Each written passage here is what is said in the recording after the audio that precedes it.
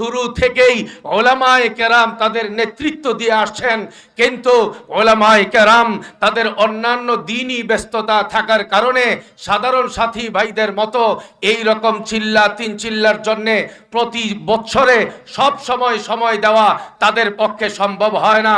যেহেতু মসজিদের খেদমত তাদের করতে হয়, মাদ্রাসার খেদমত তাদের করতে হয়, আলেম বানানোর জিম্মাদারি তাদের উপরে, হাফেজ বানাবার জিম্মাদারি তাদের উপরে, মুফতি মুহাদ্দিস বানাবার জিম্মাদারি তাদের উপরে, বোর্ডিং এর দায়িত্ব পালন করার জিম্মাদারি তাদের উপরে।